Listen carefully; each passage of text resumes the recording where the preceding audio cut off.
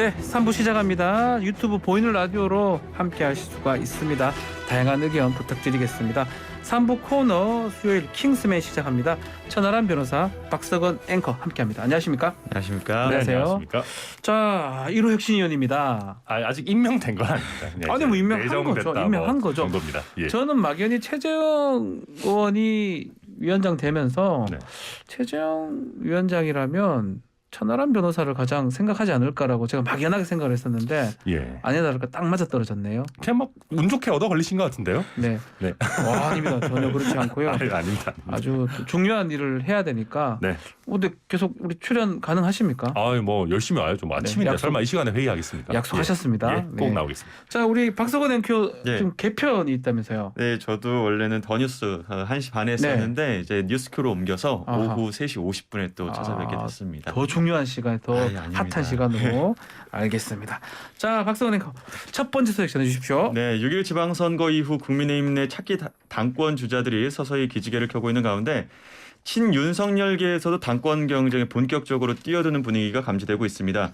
민감한 현안에 대해 공개 발언을 이어가기도 있는데요. 공통적으로 윤석열 정부의 안정적인 국정 운영 뒷받침을 내세우면서 윤 대통령과 긴밀하게 소통할 수 있는 인사들이 당 전면에 나서야 한다 이런 논리를 펴고 있습니다. 최근 이준석 대표의 우크라이나 행을 포함해 여러 행보를 두고 자기 정치를 한다 이런 비판이 친윤계에서 잇따라 나온 것도 같은 맥락이라고 볼 수 있습니다. 정진석 의원이 작심 비판했었죠. 특히 정 의원은 대선과 지방선거 승리를 두고 국민의힘은 윤 대통령에게 큰 빚을 졌다. 국민의힘이 그 빚을 갚는 길은 여당으로 굳건하게 윤석열 정부를 뒷받침하는 일이라고 강조하기도 했습니다. 또 윤핵관으로 불리는 권성동 원내대표도 이준석 혁신위에 대해서 성급한 측면이 있다 이렇게 지적하기도 했죠. 네. 신윤계 내 핵심 인사들의 이러한 움직임은 이 대표의 성상납 의혹 징계 문제로 조기 전당대회 개최 가능성이 거론되는 상황에서 여권 내 본격적인 파워게임이 시작됐음을 알리는 신호탄이라는 해석이 나오고 있습니다. 네, 이준석 대표 또 이른바 친윤계 이 갈등 아니냐 이런 우려 목소리가 있는데 어제 또 우리 또 혁신위원님, 우리 천하람 혁신위원님 어제 했던 발언이 상당히 논란이 됐다고 해야 되나요? 제가 네, 모든 방송에 갈 때마다 이 얘기가 나왔던데 예. 친윤계를 향해서 되게 쓴소리를 했어요. 아니, 뭐 이제 꼭 친윤계를 향해서 했다라기보다는 이제 쪽쪽 빨아먹더니 이렇게 얘기를 했어요. 네. 예, 이 강하게 좀 얘기를 한 것 같은데. 네, 평소에 제가 뭐 이렇게 예. 강한 표현 잘 쓰지 않는 편인데 네. 어제 이제 어떻게 하다 보니까 네. 참 그렇게 됐습니다. 근데 아무튼 저는 그렇게 생각합니다. 이제 정진석 의원 같은 경우에는 우리가 여당으로서 윤석열 정부를 뒷받침해야 된다라는 말씀을 하시지 않습니까? 네. 근데 저는 여당이 윤석열 정부를 가장 잘 뒷받침하는 길은 총선 승리 아니겠습니까? 아, 그렇죠. 만약에 다음 총선에서 저희가 참패를 하게 된다면은 윤석열 정부는 시작부터 끝까지 본인의 뜻을 펼쳐보지 못하는 정부로 남게 되는 것이거든요.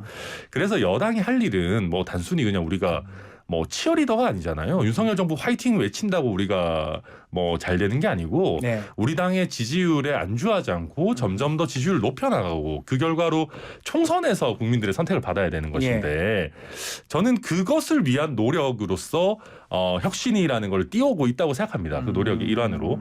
물론 이준석 대표가 뭐 주도권 경쟁을 한다 뭐 이런 정치적 해석이 있다 하더라도 네. 저는 지금 타이밍에 우리가 안주하지 않고 혁신하겠다라는 건 되게 좋은 일이라고 생각하거든요. 근데 이게 마치 어떤 정치적으로 막 주도권 다툼으로 해석되는 것 자체가 혁신위원으로 내정된 사람으로서 좀 안타까운 마음이 있고요. 그러다 보니까 제가 좀 그 센 표현을 쓴 것 같은데 네. 아무튼 뭐 좀 안타까운 심정입니다. 네.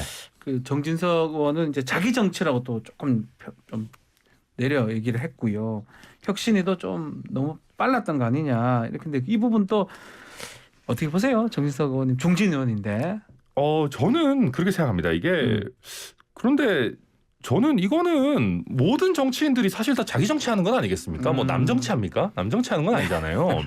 그래서 이 혁신이라는 네. 것을 띄울 때 그러니까 이준석 대표가 당연히 이슈 주도권을 계속 갖고 가려는 의도도 있겠죠. 그렇지만 제가 어제도 말씀드렸지만 이준석 대표가 이슈를 주도해 나가고 뭔가 계속 발굴해 나가고 이런 것들이 장점이기도 하거든요. 네. 물론 저도 이준석 대표가 하는 모든 얘기가 맞다거나 뭐 이준석 대표가 전부 다 마음에 든다거나 하는 건 아닙니다. 거의 다 마음에 들어 하는 것 같은데. 뭐 대체로는 그런 것 같긴 합니다. 근데 이제 그럼에도 불구하고 그러니까 이준석 대표가 좋을 때는 그걸 취하고 아하. 네, 또 약간 본인 마음에 안 들 때는 또 그 장점마저 폄하해 버리는 거는 저는 옳은 태도는 아니라고 생각하고 특히 대선 지선을 연달아 이긴 당대표인데도 네, 그렇죠. 너무 폄하할 필요는 없는 것 같습니다. 공천제도 정비가 총선 앞둔 2년 앞둔 지금 시점이 가장 최적기다. 그 이유는 뭘까요? 이게 지금 이제 제가 최근까지 지방선거 공천을 했는데요. 예.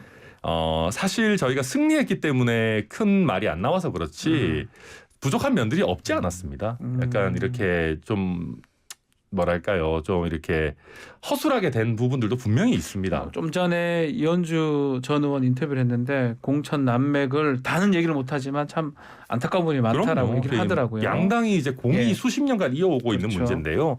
제가 이 부분에 대해서 문제 제기를 하려고 할 때마다 그 공천관리위원회 내에서는 천명호사 그 젊은 뜻은 알겠는데 네. 이걸 지금 우리가 손대고 뭐 하기 시작하면은 오해를 받는다. 아하. 공천 앞두고 룰을 바꾸는 거는 매우 민감한 문제이기 때문에 그런 얘기를 계속 들어왔습니다. 그러면 결국은 상대적으로 아직 후보군이 정해지지 않았고 그 선거가 많이 떨어져 있는 지금이 네. 공정하게 룰을 좀 바꿀 수 있는 좋은 시기가 아닌가 생각이 듭니다. 알겠습니다.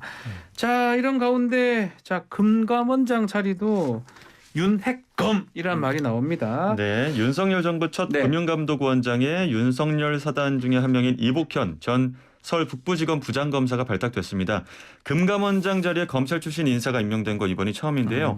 대통령실과 사정기관, 금융기관 등 정부 요직에 검찰 출신으로 채워지면서 윤 대통령의 검찰 만능주의 인사가 계속되고 있다 이런 지적도 나오고 있습니다. 네.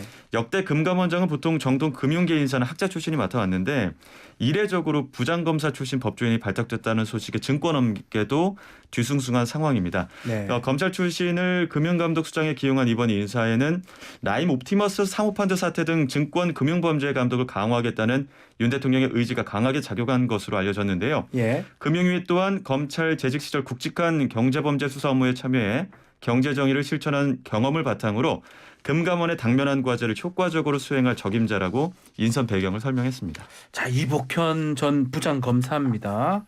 어떤 분이죠? 그러니까 이분이 그 검찰 내의 대표적인 금융범죄 수사 전문가입니다. 그러니까 실제로 이분이 이제 경제학과를 나오기도 했고요. 네. 또 사법시험 붙기 전에 아마 공인회계사 시험 먼저 붙었나? 두 개 다 됐네요. 예. 네. 그러니까 순서는 잘 모르겠습니다만 아무튼 회계사와 이제 변호사 자격을 동시에 갖고 있는 분입니다. 그래서 아까 이제 그 아나운서님께서도 말씀해 주셨지만 굉장히 대기업의 큰 경제범죄 사건들을 많이 수사를 하신 분이고요.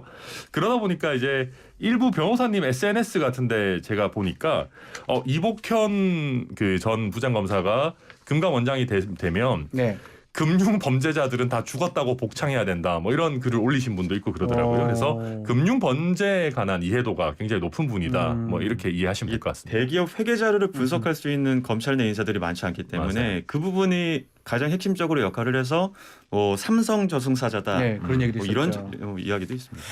자, 뭐 좋습니다. 뭐 저승사자고 돼도 좋고 다 좋은데 문제는 금감원이 뭐 저승사자 맞다 아닌지는 모르겠는데 네. 증권계에서 좀 우려의 목소리 있을 것 같아요. 네. 검찰 출신이 저승사자가 온다는 게. 그러니까 아무래도 그렇겠죠. 물론 이제 그 이복현 전 부장 같은 경우가 검사 중에서는 상대적으로 이제 뭐 경제와 금융에 대한 이해도가 높은 분이라고는 할 수 그렇죠. 있을 것 같은데 물론 금감원이 감독 기구로서 이제 금융 질서에 대한 엄정한 감독도 합니다만 그 금융 제도 전체에 대한 이제 높은 이해도가 필요한 필요한 거 부분이거든요. 아닌가요? 그래서 저도 이분이 뭐 어느 정도의 이해도를 갖고 있는지는 모르겠으나 아하. 검사 생활이 길었기 때문에 과거에 어떤 금융계에 오래 계셨던 분들의 전문성을 따라갈 수 있겠냐라는 우려가 나오는 거는 저는 충분히 이해할 만하다 생각합니다. 왜 자꾸 이렇게 검찰 출신들이 중용이 되는 겁니까? 어떻게 왜 그렇다고 보십니까? 그러니까 사실은 지금 아까 아나운서님께서 말씀하셨지만 그 윤석열 정부에서는 그 우리 사회의 뭐 어떤 그 범죄, 뭐 음흠. 금융에 있어서의 뭐 여러 가지 뭐 난맥상 이런 것들을 일단은 일소해야 된다라는 생각이 좀 강한 것 같고요. 예. 더 나아가서는 윤석열 대통령의 인사 스타일 자체가 본인이 직접 겪어보고 본인이 직접 능력을 검증한 사람들을 우선해서 쓰고 싶다라고 하는 그런 뭐랄까 스타일이 많이 반영된 게 아닌가라는 생각도 많이 듭니다. 알겠습니다. 자, 두 번째 소식으로 넘어가죠. 문재인 전 대통령 사저 시위 관련 소식인데 윤 대통령이 입장을 좀 밝혔네요. 네, 이거 윤 대통령이 어제 출근길에 네. 기자들 질문에 답변한 내용인데요. 문 전 대통령 사저업 시위에 대해서 뭐 법에 따라 될 것이다 이렇게 이야기를 했습니다. 기자들이 이제 문 전 대통령 양산 사저 시위가 계속되는데 어떻게 보고 계십니까 이렇게 질문을 했더니 대통령 집무실도 시위가 허가되는 판이니까 다 법에 따라 되지 않겠나 이렇게 답을 한 건데요. 네. 이에 대해서 더불어민주당 윤건영 의원 등 야권에서 문 전 대통령 사저업 시위를 두고 현 대통령의 적극적인 개입을 요구한 바 있는데 이러한 움직임에 대해서 윤 대통령이 선을 그은 것으로 보입니다. 용산 대통령 청사 주변에도 시위가 허용되는 만큼 문 전 대통령 사저 주변 시위에 대해 정부가 나서서 강제로 막을 근거가 없다 이렇게 판단한 것으로 해석되고 있습니다. 그러니까 뭐 사실 윤석열 대통령 얘기 좀 들어보면 항상 얘기하던 법과 원칙대로 하겠다 그런 입장으로 봐야 되겠죠. 네, 그렇죠. 그런데 이거는 저는 정치인의 워딩으로서는 아주 좋았는지는 좀 의문입니다. 왜냐하면 어제 이제 금태섭 전 의원도 얘기를 했더라고요. 예, 근데 예. 좀 뭐랄까 설령 뭐 법적으로 할 수 있는 게 별로 없다 하더라도 안타깝다 그리고 이런 부분은 좀 자제되는 것이 좋지 않겠느냐라는 입장을 냈으면 국민 통합에도 훨씬 더 기여할 수 있지 않겠느냐라는 취지의 얘기를 하셨던 것 같은데 저도 굉장히 동의하고요. 네.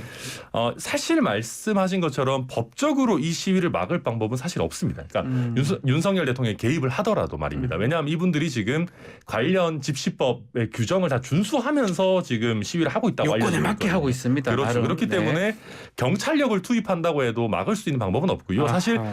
막을 수 있는 유일한 방법은 오히려 국회에서 뭐 전직 대통령의 사저에 그 근처에서 집회를 못하도록 하는 특별법. 예. 특별법 같은 게 유일한 방법인데 제가 이제 뭐 헌법 전문가는 아닙니다만 만약에 그 법을 만든다 하더라도 저는 위헌성 논란을 위헌성이 피해가기 있을 것이다. 예. 어렵다고 보거든요. 예. 그렇다면 이거는 법과 제도에 의해서는 막기 어려운 부분이 있고 우리가 이제 예컨대 좀 진영이 다른 대통령에 대해서도 뭐 국민의힘 진영이라든지 윤석열 대통령 측에서 조금 자제를 촉구하는 방식으로만 해결이 가능한 거 아닌가 뭐 저는 그런 생각이 듭니다. 그 부분 어떻게 보십니까? 시위를 자제했으면 좋겠다라는 대통령실 그 참모들한테 얘기를 했다고 하다가 이것도 부인을 또 한 것 같아요. 이거 진실이 뭘까요? 뭐 그런 적 없다고 하시니까 뭐 일부 이제 예를 들면 뭐 참모들끼리 논의하는 과정에서 이거 조금 과한 거 아니냐 자제해야 되는 거 아니냐 뭐 이런 의견이 나왔다가 했을 수는 있겠죠. 근데 이게 공식 의견으로 결정이 되거나 표출된 건 아니니까 참모들 의견은 아침에 회의를 하면서 네.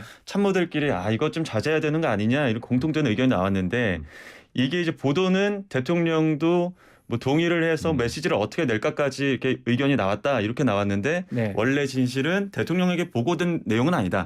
그냥 아침 회의에 참모들끼리 이야기한 내용이다. 이게 이제 진실로 네, 지금 네. 나온 그게 뭐 내용입니다. 진실로 봐야 되겠습니다. 같은 맥락인데요. 하물연대 파업 관련해서도 또 원칙적인 말씀을 하셨어요. 불법 행위는 원칙적으로 대응하겠다.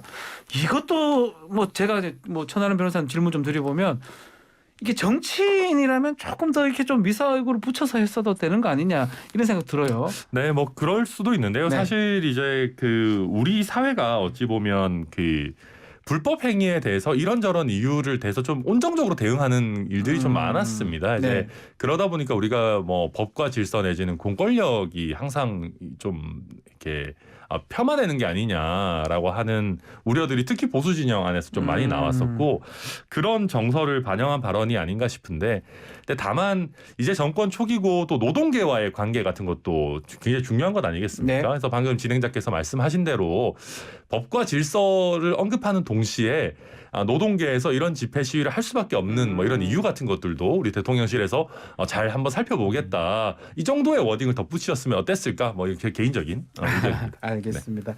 자, 한편 지금 말한 그 집시법 집회 및 시위에 관한 법률 개정안을 낸 민주당을 두고 상황이 좀 바뀌자 왜 이제서야 법을 손질하는 거냐라는 그런 목소리가 지금 나오고 있네요. 네, 민주당이 집시법 개정안 국회에 네. 제출했는데 이게 문재인 전 대통령 사저 시위를 막기 위한 법 개정에 들어간 겁니다. 그러니까 전직 대통령 사저 앞과 대기업 본사, 광화문 광장 등에서 이뤄진 시위에 직접 참여해온 민주당이 그러니까 상황이 뒤바뀌자 뒤늦게 집시법을 손질하려 한다는 지적이 제기되고 있는 건데요. 가장 비교를 많이 하는 부분이 지난 2017년 10월부터 4개월간 이어졌던 이명박 전 대통령 사저 앞에서 이 전 대통령 구속을 촉구한 시위를 벌인 적이 있는데 이때 매일같이 열린 시위에서 지금 문 전 대통령 사저 앞 시위와 비슷하게 뭐 거친 막말이 쏟아져 나오기도 했습니다. 네, 뭐 욕들 비슷하게 뭐 XX 많이 나왔던 것 같은데 그 당시 2017년 집시법 개정 당시 어땠어요? 그때 여당이 한나라당이고 아마 야당이 민주당이었던 것 네, 같은데요. 그때는 저희도 이명박 전 대통령 사저 앞 시위 너무 과한 거 아니냐 뭐 이런 얘기 하고 그랬습니다. 근데 이제 그렇다고 해서 저희가 이 시위를 막기 위해 법 개정을 해야 된다라는 얘기까지는 안 했던 것 같거든요. 아무래도 이거는 좀 표현의 자유에 관한 부분이다 보니까 아무리 전직 대통령의 사저 앞이라 하더라도 이거를 금지할 수 있나 이게 저는 조금 애매하다고 좀 어렵다고 보고요. 특히나 지금 이명박 전 대통령 사저 앞 시위 같은 경우에는 이게 단순히 반대하는 시민들만 참여한 게 아니라 민주당 국회의원분들도 다수 참여하셨었습니다. 네. 그러다 보니까 민주당에서 그때는 또 이렇게 사저 앞에서 시위하시다가 이제 본인들이 배출한 대통령이 문제가 되니까 또 완전히 태세를 바꾸는 거는 일종의 내로남불 아니냐라는 논란도 나오고 있는 것 같습니다. 이번 그 민주당 개정안 통과가 될 것으로 보십니까? 어떻게 보십니까?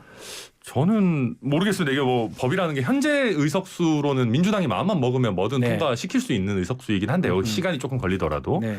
근데 그렇다 하더라도 이게 위헌성 논란 앞서 말씀드렸듯이 뭐 이게 표현의 자유라든지 표현의 자유를 집회 시위의 자유. 네, 표현의 자유를 제한하려면은 굉장히 중대한 공익상의 필요가 사실 있어야 되는데 물론 전직 대통령에 대한 예우도 중요한 부분입니다만 그걸 가지고 이런 법을 사실상 특정 개인을 위한 법을 만들 수 있을 것인가 저로서는 조금 회의적으로 보고 있습니다. 알겠습니다.